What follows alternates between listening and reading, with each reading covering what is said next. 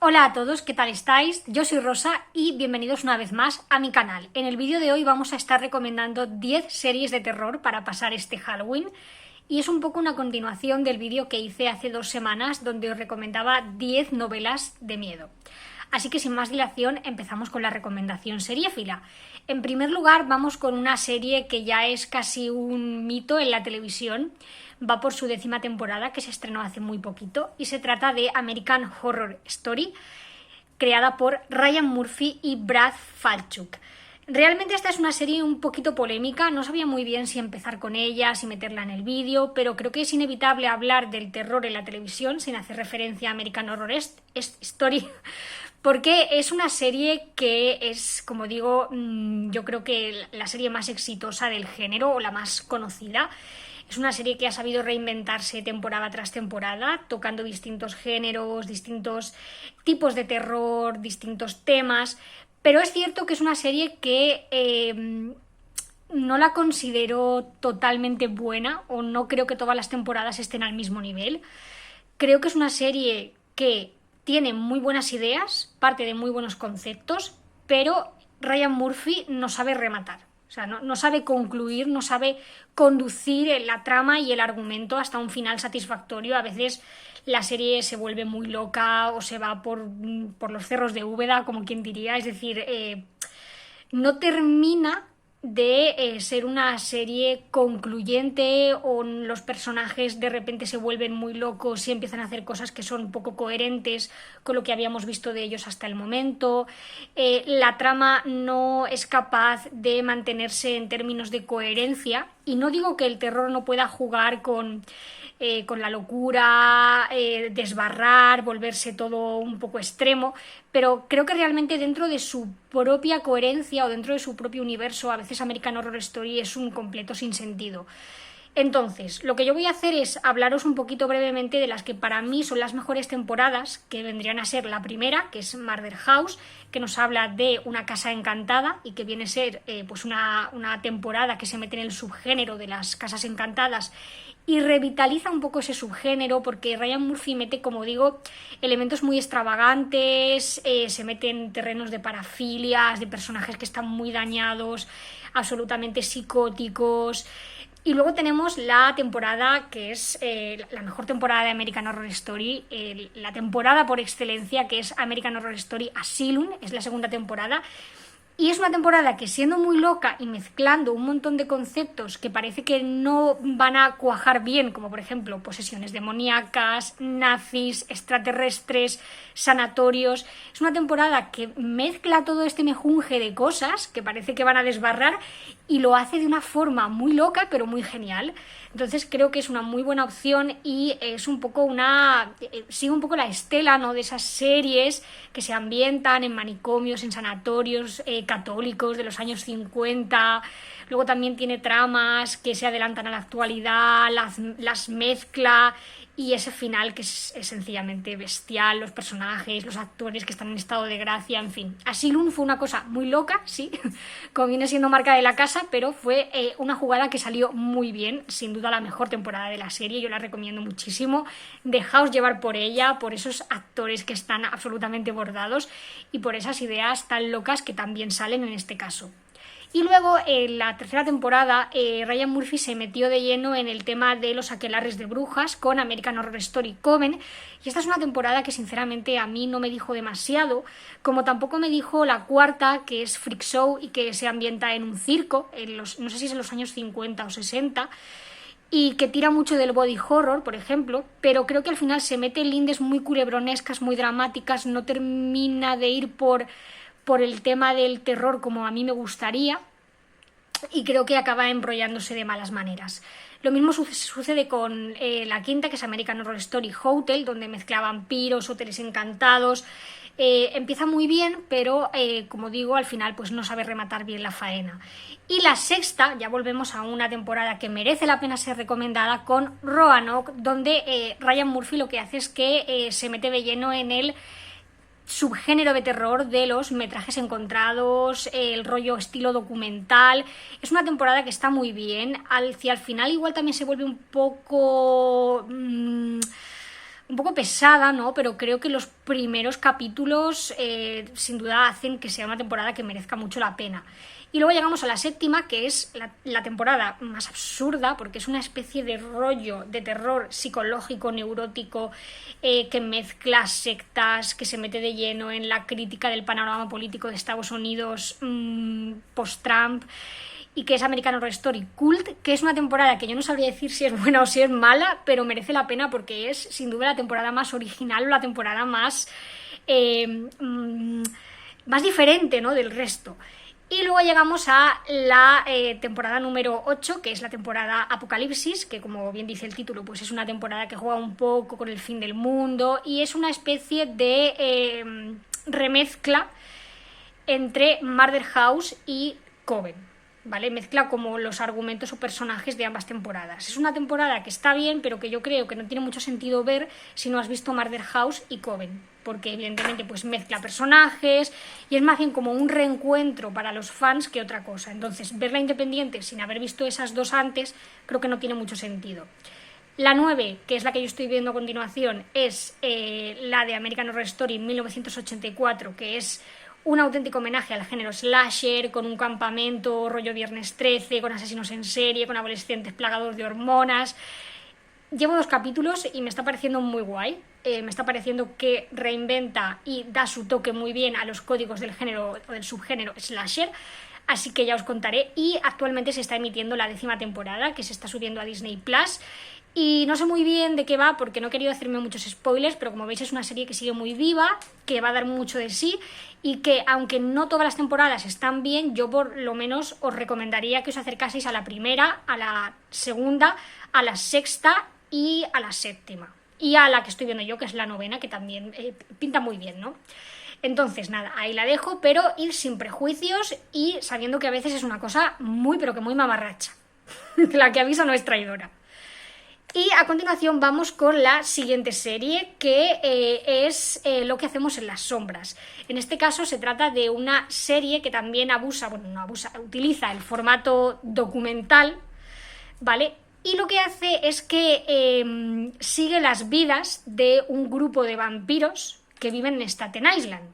No es una serie de terror 100%, aquí estoy haciendo un poquito de trampa, sino que es una serie que mezcla elementos y seres propios de la mitología de terror, como por ejemplo pues, los hombres lobo, los vampiros, que son los protagonistas, las brujas, las sirenas, pero lo hace en códigos de comedia. En realidad Lo que hacemos en las sombras es una comedia divertidísima, que además es una comedia que en formato serie continúa los argumentos que ya se iniciaron en la película que lleva el mismo título, Lo que hacemos en las sombras, y que también sigue las vidas de unos vampiros que se prestan a ser grabados por unos documentaristas que lo que hacen es que, bueno, pues captan un poco lo que viene siendo su día a día.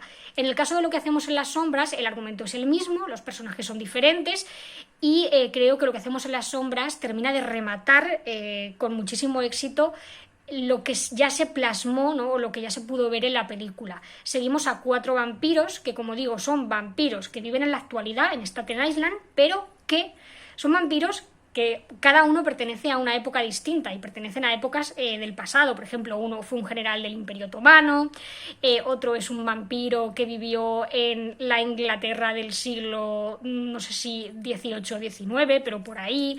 La otra es una vampiresa que yo creo que viene de Hungría y también son vampiros que vivieron y fueron convertidos en épocas pasadas y que intentan adaptarse con más o menos suerte a los códigos del mundo moderno. Entonces vemos episodios que son absolutamente descacharrantes, ¿no?, por ese contraste entre los vampiros terroríficos, porque además estos vampiros son vampiros que siguen la tradición, o sea, lo tradicional del mito del vampiro, ¿vale? O sea, no son vampiros tipo Crepúsculo, no son vampiros buenos, son vampiros que no les puede dar la luz del sol, que se convierten en murciélagos, son vampiros que duermen en ataúdes, son vampiros muy clásicos, ¿no? Entonces es muy gracioso ver cómo tienen que enfrentarse a situaciones como sacarse la nacionalidad estadounidense, como ir a concilios del ayuntamiento, ir a gimnasios incluso, asistir a finales de la Super Bowl en la casa del vecino, o sea, son situaciones descacharrantes y la comedia es francamente muy buena y como digo, mezcla no solo la mitología del vampiro, sino un poco todo este submundo fantástico y hace que colisione con la realidad contemporánea, de tal forma que a los creadores también se les permite hacer críticas a veces muy relacionadas sobre cómo es muy difícil salir adelante en Estados Unidos, especialmente si eres una persona migrante, ¿no? Creo que hay un paralelismo muy interesante entre el vampiro, que es ajeno a las costumbres de la cultura moderna, sobre todo de la cultura moderna estadounidense, porque ninguno de ellos nació en Estados Unidos, con la figura del migrante que tiene que enfrentarse a esos códigos culturales que a veces son complicados y que cuesta adaptarse a otra cultura. Entonces creo que es una serie que es maravillosa en todos y cada uno de los sentidos. No ha terminado, actualmente se está emitiendo o se emitió hace poquito la tercera temporada, la tenéis en HBO España, ahora HBO Max. Y sinceramente la recomiendo porque es una opción para este Halloween, si sois muy miedosos, de ver algo relacionado con el terror, pero que no es terror para nada, sino que es pura comedia, como digo. Y a continuación vamos con la siguiente serie, que es Inside número 9. Inside número 9 o Inside Number 9 es una serie que es una serie casi de culto, porque es una serie que es maravillosa, que todo el mundo que la ve se enamora de ella, pero es una serie que es muy poco conocida en España. Es una serie británica que de hecho este año se llevó el BAFTA a mejor serie de comedia, porque lo merece absolutamente. Y ahí voy, se llevó el BAFTA a mejor serie de comedia. ¿Esto qué quiere decir? Esto quiere decir que es una serie que sigue los códigos del terror en muchos capítulos y que tiene giros, que eso es lo más característico de esta serie, ¿no? El giro final, el twist que no te esperas.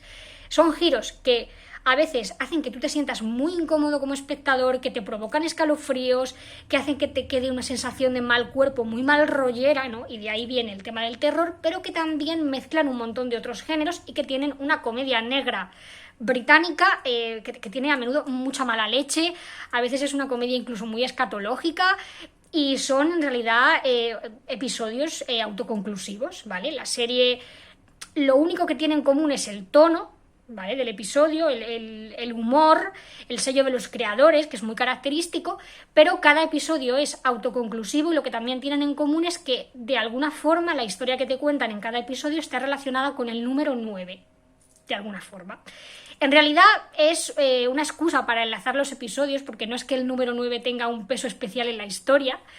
Y como digo, en realidad es una serie que es una mezcla de géneros, sobre todo es una mezcla de comedia, de intriga, de drama a veces, y sí que tiene cosas de terror. Hay capítulos que son puro terror, hay capítulos, por ejemplo, donde asistimos a una quema de brujas que se ambienta en la época de la Inquisición, hay capítulos que son un poco rollo terror psicológico, la maldad humana, lo que es capaz de llegar el ser humano.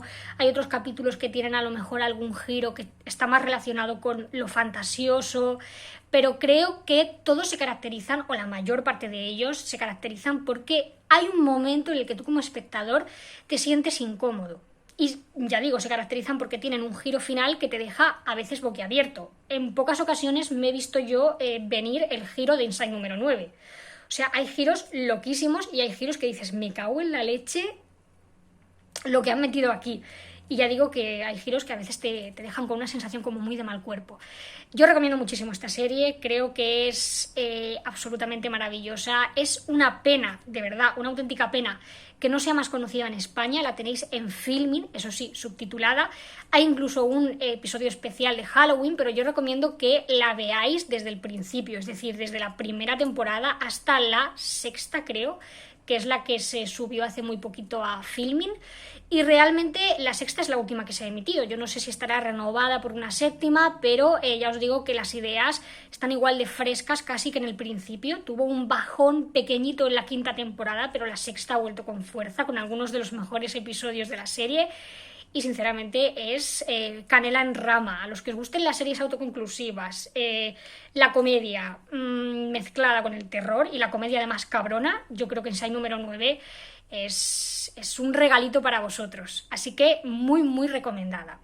Y ahora vamos con la siguiente serie que os tengo que recomendar, que es Servant. Servant es una serie que también es un poco rara. O sea, me da un poco de palo recomendarla, primero porque no está terminada y segundo porque es una serie de la que yo he visto solo la primera temporada. Se estrenó en Apple TV la segunda, pero no he podido verla. Y la primera temporada me dejó con una sensación de esto es bueno, pero puede convertirse en algo chapucero.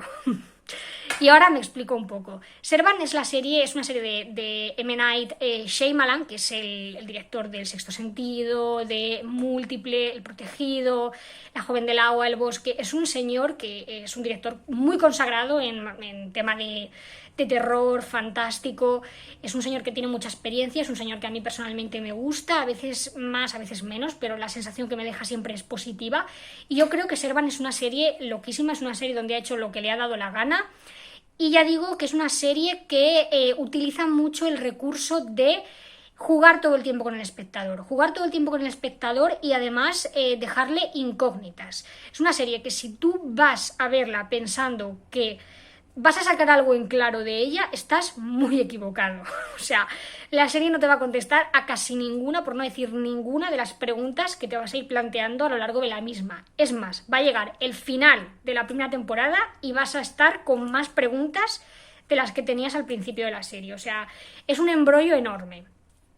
La premisa de la serie ya es bastante loca de por sí, porque Servant nos cuenta la historia de un matrimonio que pasa por una tragedia terrible, y es que el bebé muere, su hijo pequeño, su hijo que es un bebé, pues muere, y resulta que la mujer, bueno, los dos evidentemente están pasando por un proceso de duelo, pero la mujer, aparte de ese proceso de duelo, está pasando por procesos mentales bastante chungos que hacen que tome una decisión radical para parchear la ausencia de su hijo.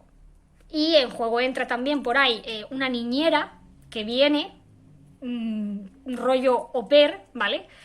Y que es un personaje, bueno, es el personaje fantástico, terrorífico de la serie, porque junto a esa niñera empiezan a pasar cosas muy, pero que muy extrañas, y la vida de esa familia se convierte en una auténtica locura. Aquí voy a dejarlo, hay muchas cosas que no he contado voluntariamente porque creo que es mejor que os acerquéis a esta serie sin saber lo que os vais a encontrar. Y bueno, sinceramente, id sin prejuicios y ya digo, id sabiendo lo que os vais a encontrar. Es decir, no es una serie que conteste a las preguntas. Si sois fans de un tipo de terror donde todos lo tienen que dar mascadito, esta serie no es para vosotros. O sea, Servant es para dejarse llevar por las múltiples locuras que mete M. Night Shyamalan, porque yo, que la vi con mi madre, acababa cada episodio y era en plan, ¿pero qué cojones? O sea, la sensación que describe perfectamente esta serie sería what the fuck. Pero total, o sea, what the fuck. Así que nada, id a ver Servant, yo la recomiendo mucho, es muy original, es muy diferente a cualquier otra cosa que yo haya visto, pero id sin prejuicios y dejándoos llevar. Es la mejor forma de acercarse a esta serie, la verdad sea dicha. Y bueno, la siguiente recomendación que os traigo en este caso es La Maldición de Hill House, que es la adaptación que hizo Netflix de la novela de Shirley Jackson, que lleva el mismo título.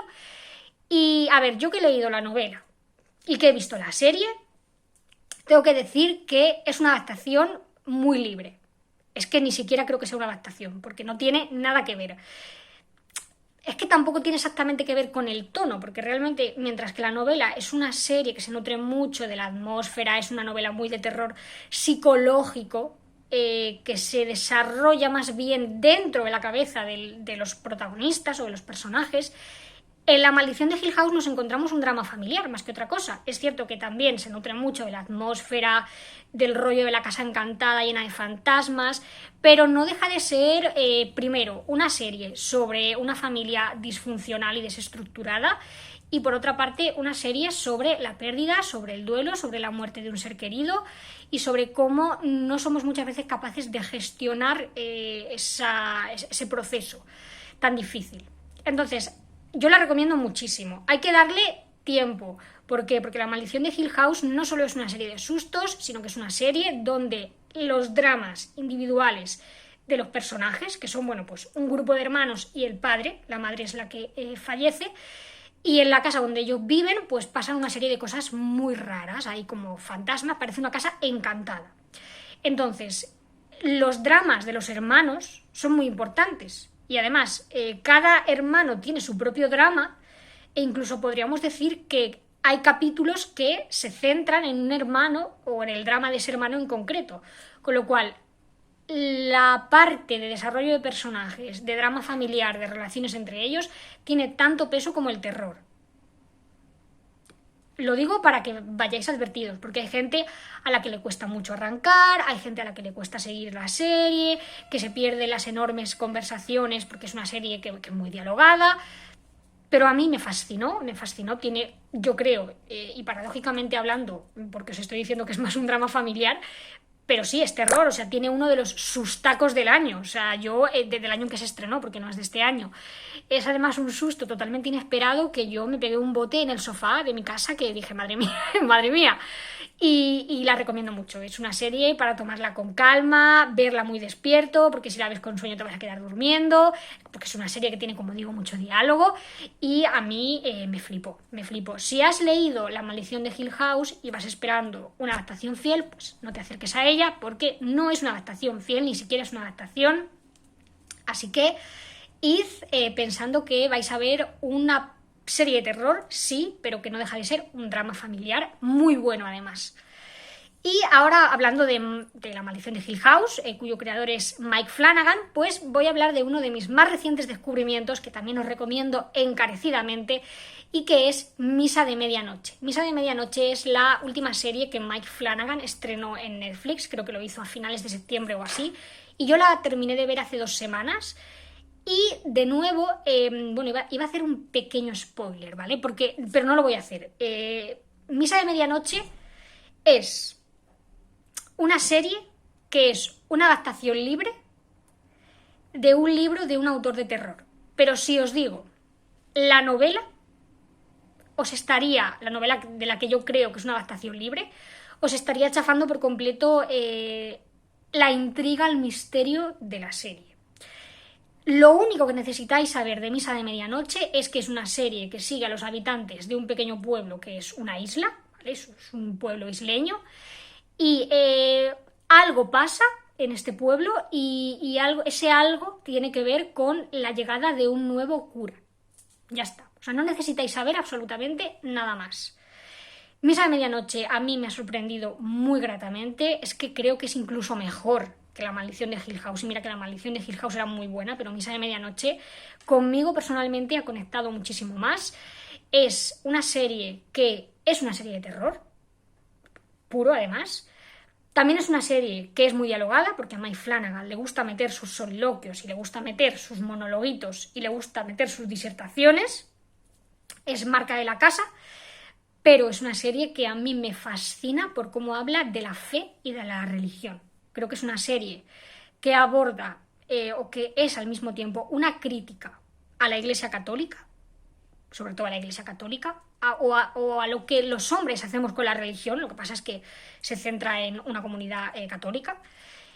Y al mismo tiempo es una serie que es muy espiritual y que es una serie que trata con mucho respeto la fe individual, es decir, la fe no institucionalizada a través de una iglesia o no esa fe castrante, ¿no? que proclama la Iglesia Católica, sino la espiritualidad de cada persona. Habla muy bien del bien y del mal, habla muy bien, como digo, de la fe, habla muy bien de las diferencias entre los valores éticos, la moralidad y los valores religiosos. Y, como digo, le mete una crítica bestial en algunas ocasiones a la moral cristiana. No tanto a la fe individual de cada individuo, que yo creo que eso no es lo que critica. Critica esa moral castrante, hipócrita, que muchas veces se predica desde la Iglesia Católica. Me parece una absoluta maravilla. Tiene un penúltimo episodio con una escena final, que es lo más alucinante que yo he visto en televisión este año y lo más alucinante que yo he visto del género este año.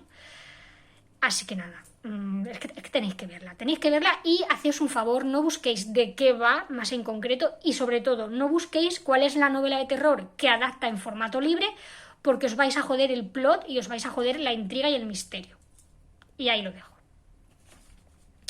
ahí lo dejo y vamos con la siguiente recomendación, que es otra de mis absolutas favoritas, de mis más recientes obsesiones, y estoy hablando de Evil. Evil es una serie que está creada por el matrimonio de los King, que es unos creadores, bueno, un dúo, una cupla matrimonial, que son los creadores de The Good Wife y The Good Fight, que son unas series de abogados que bueno, son famosísimas, están súper bien valoradas. Yo personalmente soy muy fan también de The Good Fight, pero no estamos aquí para hablar de The Good Fight, sino que estamos para hablar de Evil, que es una cosa que también es muy loca, pero que les ha salido genial, es que les ha salido bordada.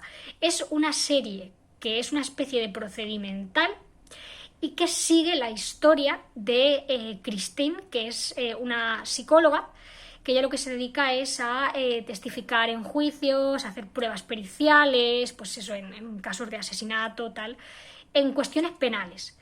Y esta mujer es contratada por la Iglesia Católica para valorar casos que supuestamente son milagrosos o que son demoníacos. Es decir, por ejemplo, la Iglesia Católica está investigando un supuesto caso de exorcismo y Christine tiene que evaluar si la persona está en sus cabales mentalmente hablando para saber si eso en realidad es una posesión demoníaca o si es un caso de locura o un trastorno mental.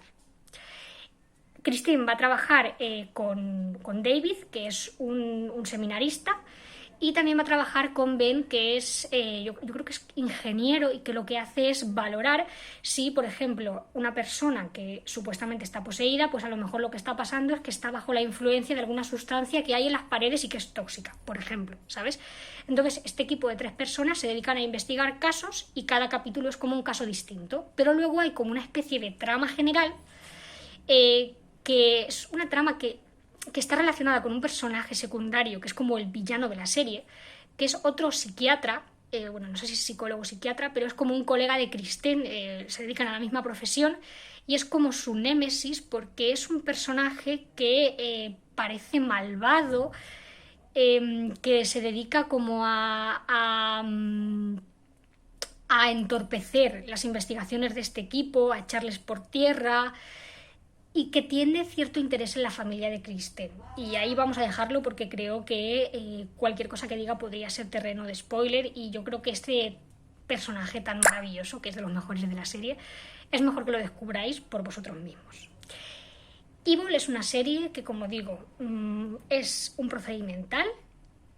Es a priori una serie que estaréis pensando en Expediente X, que estaréis pensando en Supernatural, que estaréis pensando que es una serie que ya habéis visto 40 veces, porque el tema de los exorcismos además está muy manido y parece que es muy difícil revitalizarlo o meterle algo nuevo y original, pero realmente yo recomiendo Evil porque creo que es una serie que juega muy bien al despiste.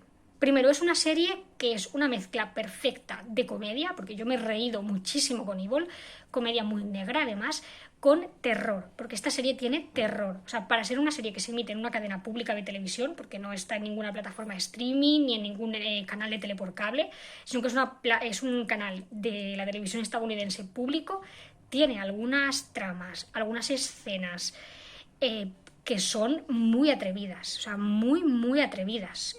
Son no solo creepies, sino que atacan a la noble moral estadounidense, que ya sabéis cómo son de puritanos algunas veces. Pues son escenas, como digo, bastante atrevidas y que se meten a veces en camisas de 11 varas. En concreto estoy pensando en el final del 4º capítulo de la primera temporada, que es un final muy arriesgado. Es un final muy arriesgado y es un final que, sin ánimo de hacer spoilers, que no lo voy a hacer, es un final que se mete de lleno en una de las grandes cuestiones de la serie, que es decir, ¿realmente el ser humano es malvado con ayuda de un ente demoníaco o no le hace falta esa ayuda porque el mal está dentro de nosotros?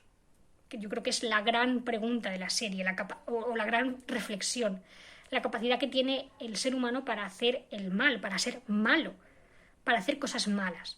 Luego también es una gran reflexión sobre la espiritualidad, es una gran reflexión sobre la fe, es una gran reflexión también sobre Dios, sobre si existe el diablo, sobre la naturaleza del mal, sobre si una persona es mala por naturaleza, si el mal nace, si el mal se hace, incluso a veces, y en esta segunda temporada, creo que reflexiona sobre cómo a veces dejarnos llevar por nuestro lado malo puede llegar a ser muy liberador. Y cómo a veces esa cara oscura, ese reverso oscuro que tenemos es nuestra esencia más pura. Me parece una serie que, como digo, reflexiona muy bien sobre todas estas cuestiones, lo hace de forma muy entretenida, porque es muy, muy, muy entretenida y como digo, tiene temas muy oscuros y tiene también escenas y capítulos que son auténticamente terroríficos. Estoy pensando en algunos de la primera temporada, uno de Halloween además, que a mí me dejó...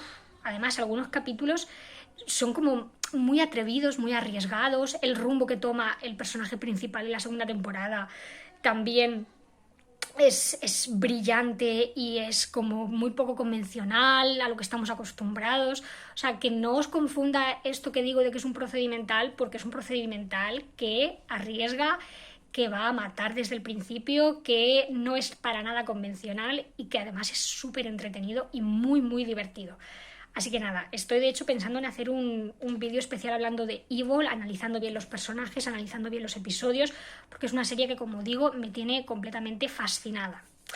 Y ahora vamos a hablar de otra recomendación que en este caso entra un poquito en el terreno de la ciencia ficción, pero yo creo que también utiliza códigos del terror y creo que ciertos capítulos te dejan con muy mal rollo porque es una serie que tú empiezas a verla y no sabes muy bien por dónde pillarla, no sabes muy bien lo que está pasando, te dejan una constante sensación de angustia, un estado de ansiedad por no saber muy bien lo que está sucediendo y creo que utiliza muy bien su formato. ¿Por qué? Porque estoy hablando de Calls, que es una serie que yo creo que se estrenó, si no ha sido este año, el año pasado, y Calls es una serie que es una serie donde tú no ves nada, es decir, es una serie que lo único que hace es reproducir en cada capítulo conversaciones telefónicas. Tú no ves en ningún momento a los personajes, no ves a ninguna persona, solamente escuchas la voz de los actores. Es reproducir una conversación telefónica y ya está. Entonces, tú vas escuchando estas llamadas, cada capítulo es una llamada diferente, involucra personajes distintos y lo que te están contando es algo que está pasando en el mundo que tiene que ver con... Es que cualquier cosa que puedo decir sería hacer spoilers. Yo empecé viendo esta serie y pensé que era un rollo de ciencia ficción así como más puro, luego mete temas de física, es muy ciencia ficción la serie, ojo. Es como una... Yo cuando empecé a verla pensé que se estaba acabando el mundo por algo y ahí lo voy a dejar, ¿vale? Luego vosotros, si os animáis a verla, veréis que las cosas no son lo que parecen y que algo está pasando. Hay personas que están viviendo experiencias absolutamente paranormales que tienen que ver con modificaciones corporales muy extrañas, comportamientos antinaturales. Y eso tiene una explicación, pero yo no voy a decir cuál es y tampoco voy a explicar nada más porque creo que cualquier cosa que diga sería spoiler. Sé que estoy haciendo una sinopsis rarísima de la serie, pero sinceramente es que creo que cualquier cosa que diga estaría de más y nada, no lo voy a hacer. A lo que voy, esta serie me gusta. ¿Por qué? Porque no tienes ni idea de lo que está pasando y porque sin tú ver nada...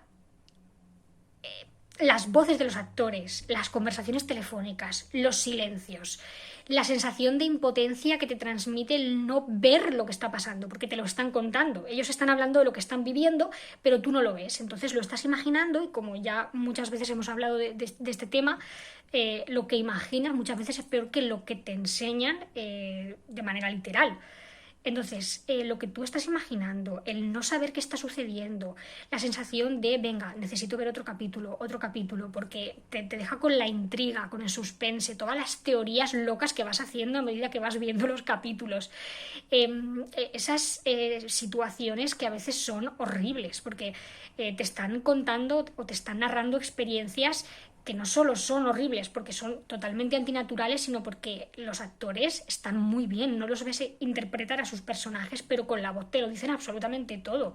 Además, yo la vi en versión original y a mí me dejó una sensación de congoja, sobre todo el primer episodio y el segundo capítulo, que a mí el segundo capítulo me voló la cabeza, porque es un capítulo donde todavía no te haces una idea de lo que te están contando y es loquísimo.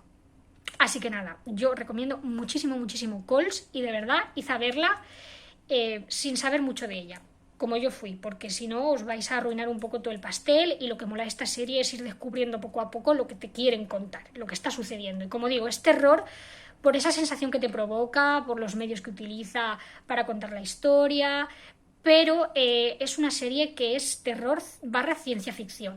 Lo digo para que lo sepáis. Y la siguiente recomendación que voy a hacer es Penny Dreadful. Penny Dreadful es una serie de Showtime que está cancelada, creo que la cancelaron después de 3 temporadas. Es una serie que yo reconozco que no es perfecta ni mucho menos, pero que a mí me gusta un montón, me gusta mucho.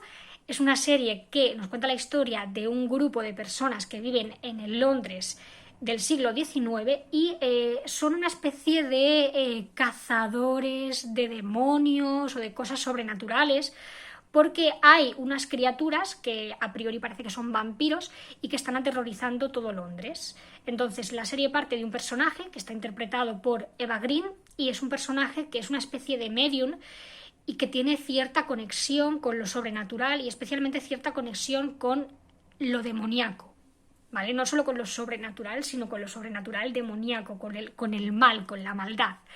Entonces es un personaje que como punto de partida es interesantísimo y aparte lo que hacen los creadores de esta serie es que te meten otros personajes del mundo del terror, como por ejemplo aparece como uno de los personajes principales el doctor Víctor Frankenstein, luego aparece la criatura de Víctor Frankenstein, aparece también Drácula, aparece el mito del hombre lobo, aparece Dorian Gray, el doctor Jekyll y Mr. Hyde, incluso Van Helsing, que lo que hacen con el personaje de Van Helsing mola un montón. Por eso creo que es una serie que tenía muchas posibilidades y es una pena que se cancelara tras la 3ª temporada. También es una serie muy poética y es una serie que a mí me gusta mucho porque es una serie que presta mucha atención a los personajes. Son personajes muy torturados, que tienen muchos demonios, sobre todo el principal, el personaje de Eva Green, que además es un personaje original de la serie, no está basado en ninguna criatura, en ningún personaje de la novela de terror, de la novela gótica, es un personaje de creación original de la serie. Y es un personaje que es fascinante. Eva Green lo interpreta de una forma, es que le tenían que haber llovido todos los premios a esta mujer, porque además como es medium, como tiene esa conexión con lo sobrenatural, hay escenas donde ella hace unos tours de force, cuando parece que está poseída por algún espíritu, realmente te da una congoja verla, que es bastante impresionante la actuación que hace. Y como digo, es como una especie de serie donde se reinventan mitos de la novela de terror, de las pelis de terror. Es una novela que para los fans del género pues es un poco un regalito, porque vemos ahí al hombre lobo, al Dr. Jekyll, Mr. Hyde, a Frankenstein, y es al mismo tiempo una novela que, como digo, cuida mucho a sus personajes, que no deja de contar la eterna batalla entre el bien y el mal. Es una serie que es terror, pero es terror muy fantástico, y es una serie que yo creo que está muy bien hecha, muy cuidada, que a veces es bastante retorcida. Bueno, es una gozada. A mí me gusta mucho Penny Dreadful. Yo sé que no es perfecta, yo sé que tuvo un final que, aun gustándome, creo que le faltaron unas cuantas temporadas y ya digo, fue porque tuvieron que cancelarla, y los creadores la terminaron un poco ahí como pudieron y bastante bien hicieron, la verdad. Pero a pesar de estar cancelada tiene un final cerrado, así que yo recomiendo mucho que os acerquéis a las 3 primeras temporadas. Luego tiene como una especie de spin-off que yo no he visto. No sé si me animaré con él porque es, como digo, un spin-off, no tiene nada que ver con los personajes de las 3 primeras temporadas y a priori no me parece tan atractivo. Es que yo estaba fascinada con Eva Green, es que el personaje de Eva Green, bueno, nada más que por ella hay que ver la serie. Es absolutamente fascinante esa mujer, ese personaje, esa Vanessa Ives, que es, bueno, tiene una presencia en pantalla que para qué os voy a contar. Y terminamos la recomendación con la serie de El Exorcista. Esta es una serie que también cuenta con solo 2 temporadas, a pesar de que, bueno, pues hubiese merecido tener más, porque además la trama no queda cerrada después de la segunda. Y es una serie que funciona o fue lanzada como un reboot, spin-off de la película del Exorcista, que para mí es la mejor película de terror de todos los tiempos, o por lo menos mi favorita. Y en realidad, a priori parece que no tiene nada que ver con la trama o la sinopsis de la película, pero luego hay ciertos regalitos, ciertos huevos de Pascua para los fans, y aquí me voy a callar, no voy a decir nada. El Exorcista nos cuenta la historia de 2 sacerdotes que tienen que hacer frente a la posesión de la hija adolescente de una familia. La primera temporada del Exorcista es cierto que sigue de una forma bastante convencional los tópicos y típicos del subgénero de exorcismos, pero a mí me funciona. Me funciona primero porque creo que los personajes están muy bien trazados, porque creo que el concepto del mal que entra en una familia de clase media alta de Estados Unidos y lo pone todo patas arriba es algo que a mí me sigue funcionando a día de hoy, a pesar de que ha salido y se ha revisitado ya en 1000 productos y en 1000 películas y libros, pero a mí me sigue funcionando, y porque creo que los personajes de los sacerdotes son bastante interesantes. Aquí hay 2, y uno es como el sacerdote joven, que está como más fresco, que está muy metido en el mundo de la Iglesia Católica, y luego tenemos a otro sacerdote que es súper poco ortodoxo, que es bastante más mayor que este sacerdote más joven, y que es un sacerdote que, aun siendo muy creyente, es como la oveja negra de la Iglesia, porque, como digo, sigue unos métodos muy poco convencionales, se ha desvinculado por completo de la moral que predica esa Iglesia, aunque no por ello es menos creyente, es muy esotérico. Y es un personaje muy interesante. El sacerdote mayor es que yo creo que es la joyita del Exorcista. Y además es que es un personaje muy, muy guay. Y la relación entre los 2 curas es estupendísima, de verdad. Y como digo, la primera temporada hay un giro final ahí muy guay. Y luego la segunda también mola bastante. Es además, la segunda ya es como menos convencional, sí que juega un poco más con el subgénero de exorcismo, se desbanca un poco de la familia, la hija poseída, y mete cosas un poquito más originales, así que yo la recomendaría. Es cierto que, a ver, no le llega al nivel de la película de William Friedkin, no sé si lo he pronunciado bien, yo creo que no, pero vamos, que no llega al nivel del Exorcista, porque eso es imposible. O sea, El Exorcista es una película que trasciende y que trascenderá por mucho que pasen los años, porque es muy aterradora y conecta con una parte muy visceral de nosotros, del ser humano, sobre todo si has sido criado en una familia católica, como es mi caso. Pero como serie, como spin-off, como producto derivado es bastante digno, y yo la recomiendo, y además es muy entretenida y los personajes están muy bien cuidados, sobre todo esa dicotomía entre los 2 sacerdotes. Así que con esto terminamos el vídeo, espero que se os haya hecho ameno. Disculpad porque he estado viendo como que la luz parpadea. No puedo grabar con luz natural hoy y me da la sensación de que el vídeo va a ser un poco complicado de editar. Disculpad en este sentido. Y nada, nos vemos la semana que viene y espero subir vídeos con más regularidad. No dejar un plazo de 2 semanas sin subir nada. Así que nada, muchas gracias y disfrutad de este Halloween. Adiós.